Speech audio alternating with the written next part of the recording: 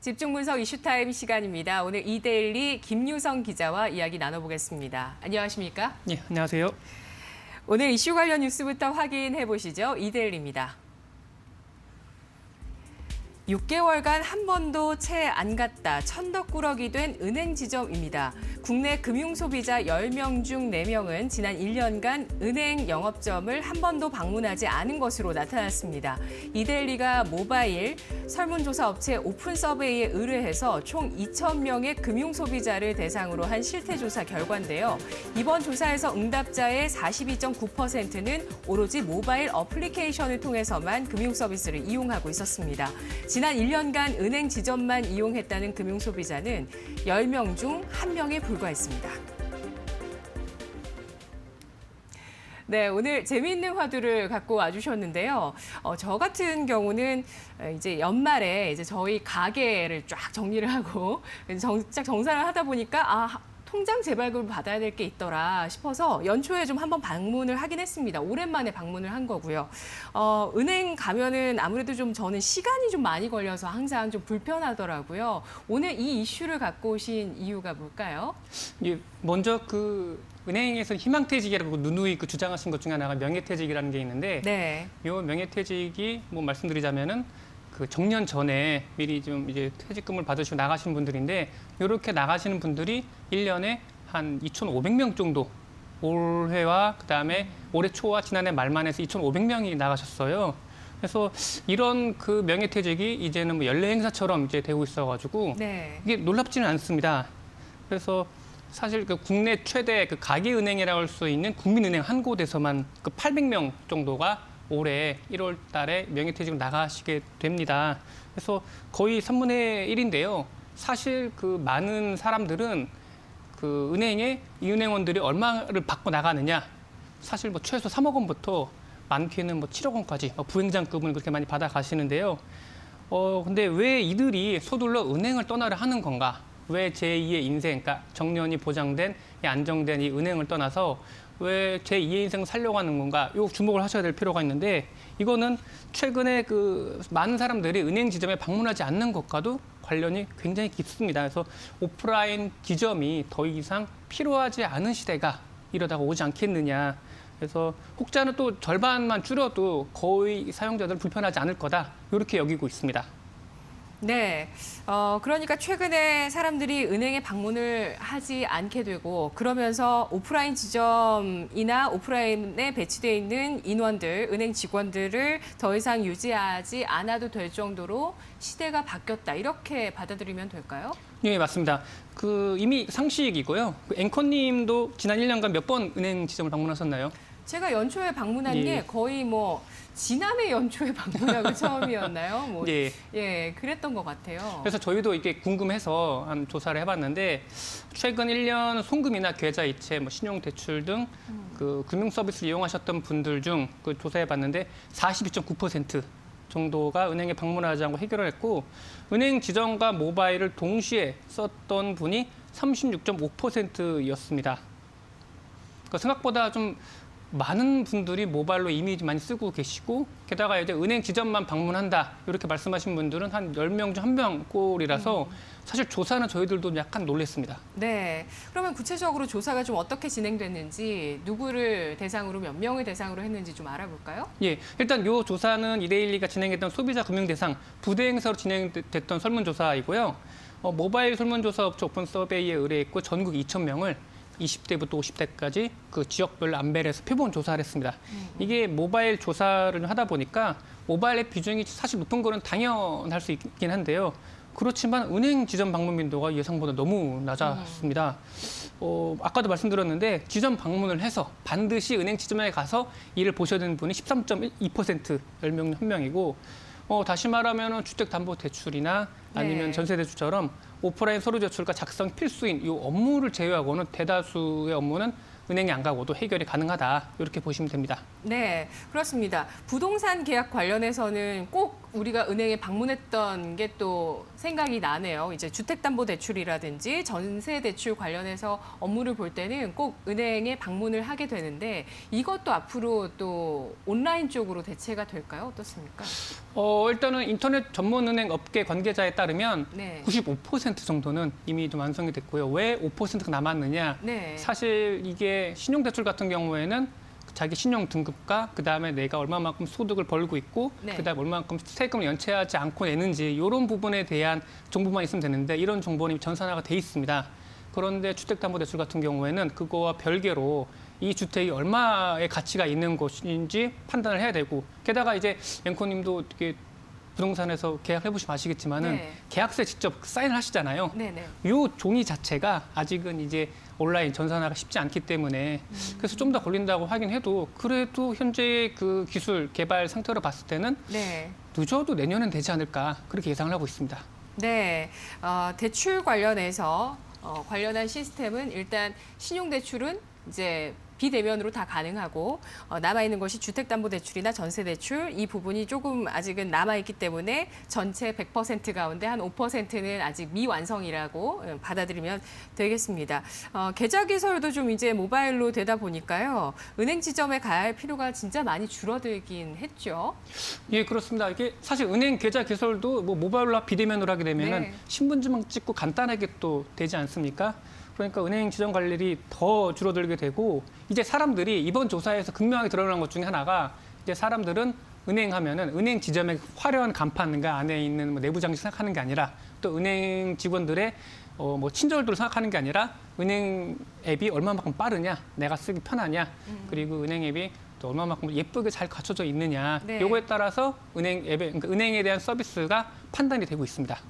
네, 이제 은행 서비스의 얼굴이 사람이 아니라 은행의 어플이라고 봐야 되는 건가요? 예, 그렇습니다. 네. 이게 이번 조사에서 그 은행 앱 서비스 만족도와 그다음에 네. 저희가 은행 서비스 만족도를 동시에 조사를 했거든요. 근데 공교롭게 앱 서비스 만족도가 1등인 회사가 네. 1등 은행이 전체 만족도 서비스에서 1등으로 나타났습니다. 예, 어디일까요? 이게 인터넷 은행 그 전문의 네. 카카오뱅크이긴 한데요. 이게 반면 그 시중 은행들은 낮은 평점을 좀 받았습니다. 네. 이게 주거래 은행으로 가장 많은 점유율을 차지했던 국민은행이나 아니면 또 대형 은행 중 하나로 꼽히는 하나은행도 좀 낮게 나왔고요. 사실 인터넷 전문 은행은 이게 앱 개발에서 유리할 수밖에 없는 게 이분들은 거기에 있는 구성원 자체가 다 포털에서 아니면 다음이나 그렇죠. 네이버 이런 데서 개발하다 오시는 분들이거든요. 네. 사실 우리나라에서 앱 개발자 하면은 네이버나 카카오에 계신 분들을 최고로 쳐주는데 그런 분들이 많이 계시다 보니까 그렇죠. 아무래도 보통의 은행보다는 더 빠르고 간편하고 편리한 앱을 개발할 수 있는 거죠. 네, 정말 그 IT 기술력, 그 어플, 플랫폼의 기술력을 워낙 원래 갖고 있던 회사 같은 경우는 정말 소비자들이 좋아할 만한 그런 어플 서비스를 또 제공을 하고 또 금리 같은 경우도 굉장히 좀 유동성 있게 잘 예금 금리도 시중 금리보다 좀 좋게 서비스를 출시하기도 하고 그런 모습들을 보이더라고요. 대형 은행들 입장에서는 좀 굴욕적일 것 같은데요. 예, 이게 현실일 수 있는 게 이제 아까도 말씀드렸다시피 이제 사람들은 이제 외부의 지점 수와 그다음에 크기를 갖고 이제 판단하지가 않습니다. 네. 그래서 편리성으로 판단을 하는 그렇죠. 거죠. 예. 시중은행들은 뭐 예금이나 대출 부분에서 여전히 우위에 있는 건 사실이긴 하지만은 뭐 주목해야 될 부분이 트렌드가 되는 거죠. 영업점이 아니라 앱, 네. 모바일 요거에 따라 달라지고 있는 건데 그래서 일선 은행장들이 외치고 있는 것 중에 하나가 디지털화입니다. 그래서 저희가 연초에 은행장들한테 직접 서면 조사를 좀 했는데 이분들이 외치는 최고의 올해 목표는 뭐냐 했는데 다 공통점으로 디지털. 수렴이 되고 있습니다. 그래서 디지털 앱 개발 인력은 뽑으면서 네. 반대로 영업점에 계시는 그 직원분들은 좀 줄이고 있는 그런 추세가 확연히 나타나고 있습니다. 네. 근데 뭐 디지털화나 모바일화가 다 편리한 건 아니거든요. 저도 그걸 사용하면서 뭐 로봇이랑 채팅으로 막 상담을 하다가 안 되겠어서 뭐 전화할 때도 있고 그런데 이제 고령층 분들은 은행 같은 경우에 영업점에 많이 의지하실 거란 말이죠. 이런 분들은 어떻게 해야 될까요? 예, 그렇습니다. 사실 이게 그 디지털화에 대한 최대 딜레마이긴 한데요. 네. 이른바 뭐 사회적 약자, 금융소외 계층이라고도 하긴 하는데 이분들이 뭐 10명 중 1명 이걸 정말 무시하고 갈 수는 없는 거거든요. 그래서 이분의 그래서 당국은, 그러니까 금융 당국은 은행 지점들이 원하는 대로 지점을 줄이거나 네. 사람을 줄이지 못하도록 제한을 하고 있습니다. 그러니까 너네들 그래도 돈을 좀 벌고 있는데 네네. 너무 엄살 부리지 말아라. 그러면서 좀 사회적 소수, 이 약자에 대한 배려도 해라.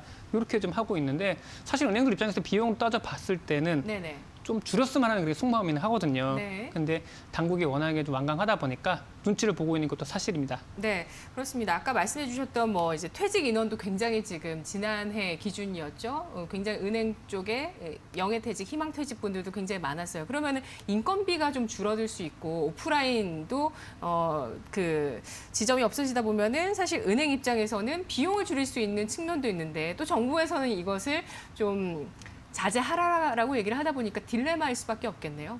예, 그렇습니다. 그래서 이게 아마 그 많은 동네 어르신들이 보면 예전에도 보면은 이게 더운 날에 야 이거 더운데 에어컨 바람 쐬러 그렇죠. 은행으로 가자, 네. 은행 지점으로 가자 이렇게 많이 하셨는데 이제 이 부분은 이제 옛말이 될 것 같습니다. 그래서 송금 같은 업무는 간단하게 모바일로 하고 그 다음에 뭐 진짜 은행을 보실 일은 그러니까 국내 대형 서점 같은 이런 복합 점포에 가서 은행 일을 보시지 않을까. 그래서 저희 같은 경우에는 금융권에서는 이미 그 이런 그 교보문고나 아니면 네. 대형 서점과 같은 이 복합 그 문화 매장으로서의 은행 지점이 벌써 이제 나타나지 않을까 이렇게 예상을 하고 있습니다. 그게 오히려 좀 강점이 있지 않을까요? 대형 서점도 복합 문화 공간이 되면서 또 살아난 측면이 있기 때문에요. 예, 그렇습니다. 네. 그래서 불과 10년 전만 해도 동네마다 서점이 있었는데 네네. 사실 지금은 서점에 갈 일이 거의 없지 않습니까? 네네. 그래서 이런 부분에 은행들도 많이 좀 주목을 하고 지역별로 거점별로 해서 거점 은행을 많이 만들고 있고요. 네네. 그다음에 지역별로 은행을 통폐합을 하고 그 안에 이제 여러 가지 예를 들면 뭐 세무 상담이나 네. 재무 상담, 그다음에 은행 일 외에 여러 가지 커피를 마신다던가 아니면은 또 뭐 인생 상담을 한다던가 네. 이런 식으로 문화 복합 공간으로 좀 해주고 있긴 합니다. 네네네. 그게 오히려 좀 경쟁력이 있겠네요. 이번 조사 결과를 보시면서 예전에 비해서 일단은 은행 앱이 굉장히 편리해졌다. 이게 좀 하나 포인트가 아닐까라는 생각이 듭니다. 예, 맞습니다. 네. 이게 카카오뱅크 효과라고 저희는 얘기를 하고 있긴 하는데 네. 뭐 앵커님도 보시면 아시겠지만 불과 2년 전만 해도 저희가 은행 앱을 사용한다 그러면은 뭐 하다 보다 1,000원짜리 송금한다 그래도 OTP에다가 보안카드에다 ALS 인증까지 받았어야 되거든요. 근데 카카오뱅크나 K뱅크 같은 인터넷 뱅크 전문 은행들이 편리한 앱을 선보이다 보니까 은행들도 많이 좀 개선을 했고 그러다 보니까 인터넷 은행 앱과 일반적인 시중 은행 앱과의 또 서비스 격차도 많이 또 줄어든 것도 사실이긴 합니다. 네. 이제는 인터넷 은행들은 또 앞으로 어떤 행보를 보이게 될까요? 사실 근데 이번 서비스 조사에서 봤는데 네. 저희들도 체감적으로 봤을 때는 일반 은행 앱이랑 인터넷 뱅크 앱이랑 큰 차이가 이제는 없어졌다라고 느껴지고 있거든요. 그래서 네.